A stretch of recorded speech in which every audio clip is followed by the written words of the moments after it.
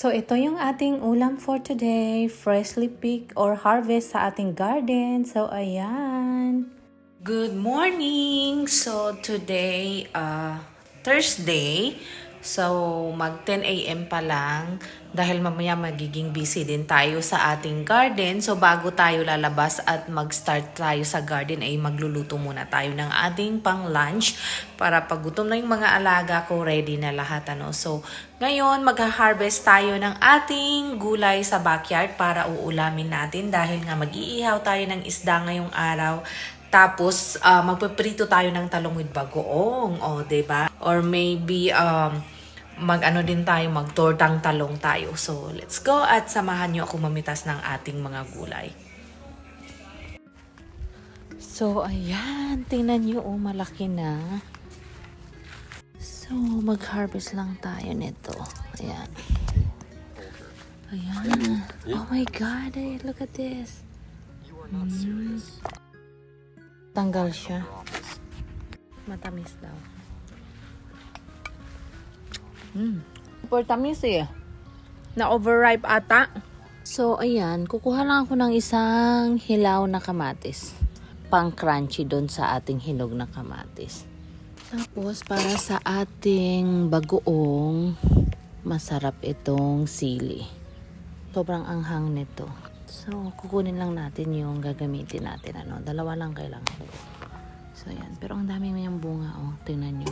Lalo na ito. Hindi kasi ito maanghang pang sabaw lang. Yan yung ating ampalaya, oh. Ang laki na. Sobrang healthy. Yan. Yung okra natin. Ayan, may bunga na siya. Mag-harvest lang tayo ng talong pang ihaw. Ito kasi maganda sa prito. Ayan. Apat lang kailangan natin. So, ayan. Tapos, ito. Yun ang laki na. Grabe, ang laki. Pang ano natin. Pang torta. Kasi iihaw tayo ng isda. So, mag-ihaw din tayo ng talong. Ayan. Tingnan nyo, oh. Grabe ang laki. Yan. So, 3 lang kailangan natin. So, kunin lang natin yung lulutuin lang. So, yan. Diba? Yan. So, okay na ito. So, ngayon, tatalbusin natin yung ating talbos. Ayan. Ito yung unang harvest natin ng ating talbos para lalo siyang dumami. Ang taba, oh. Ilang puno lang, oh, ang daming talbos. Sobrang healthy pa. Grabe ang taba. Nakarami. Paparami kain natin ito mamaya. Good luck. Magiging XL na yung size natin, hindi na large.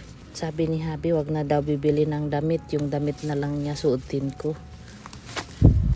Yan, ang dami, oh. May ilang puno lang, eh. Pati ito, tanggalin din natin. Yan, oh, ang dami. So, ito yung ating uulamin for lunch ngayon. Ayan, konti lang yung hinarvest ko kasi ito lang naman ang lulutuin natin. Kasi mas masarap lutuin pag bagong pitas. So, ito ilalagay natin sa ating inihaw at saka ito sa sausawan. Ito iprito natin, ito ang itorta natin. So, ayan. Tapos ito, ilaga lang natin para sa ating bagoong. So, ayan, ito yung isda para habang mag-prepare tayo ng ibang lutuin natin. Si Habi naman ang mag-iihaw. Bunga ng ating lemon. So, ang ginagawa ko lang is ini-squeeze ko yung lemon sa parte ng katawan ng isda at pati na din sa loob, para mawala yung kanyang langsa. So, ayan. I-squeeze ko. Pati dito sa ilalagay natin. Ilalagyan ko siya ng lemon. Ayan. Usually nilalagyan ko siya ng ng sili, pero kasi nga may bata tayong kasama at gusto din niyang yung isda. So hindi natin siya lalagyan ng sili. So ayan, lagyan ko lang siya ng salt. Tapos pati na din sa loob. Ayan. So ito lang nilalagay ko so far. Tapos isiksik lang natin sa loob. So, ayan yung ating talbos. Ilalaga lang natin siya. Ayan. Perfect ito sa bagoong. Nako, more rice tayo nito. Ayan. At tayo magpiprito din ng talong after natin luto yung talbos ng kamote.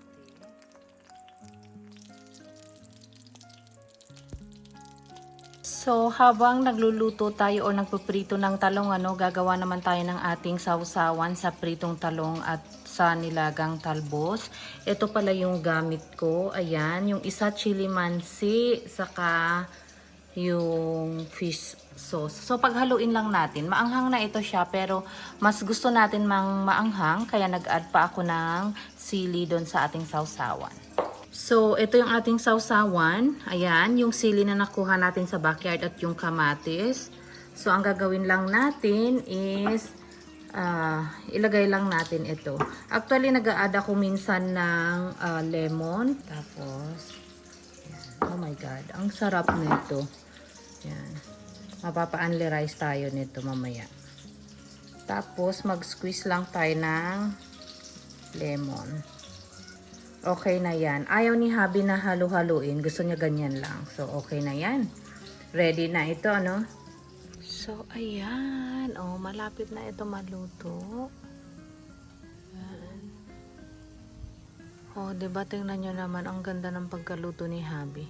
Hindi ako masyado magaling sa pag-ihaw. Kaya siya ang nag-iihaw lagi. Kasi pag ako nagluto, laging overcook. Ayan. Ang sarap ng zucchini guys, iihaw. Matamis-tamis siya, lalo na pag bagong pitas. Kaya ayan.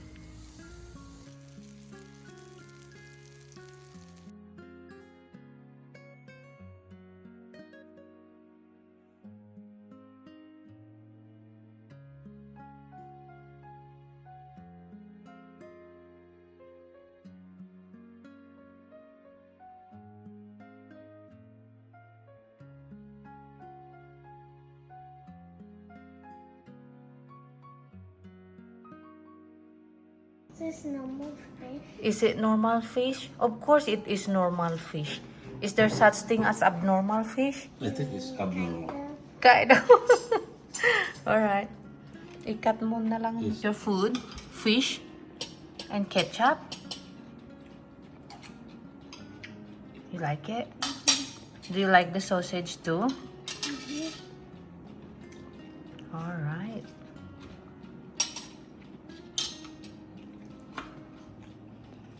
Here's your juice, okay? You like your food?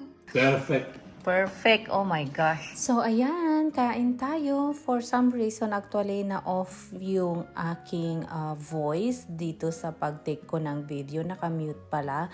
But anyway, kain tayo, guys. Grabe ang sarap ng ating ulam ngayon. Lalo na freshly picked sa ating garden. So, yun lang. Share ko lang. Bye-bye.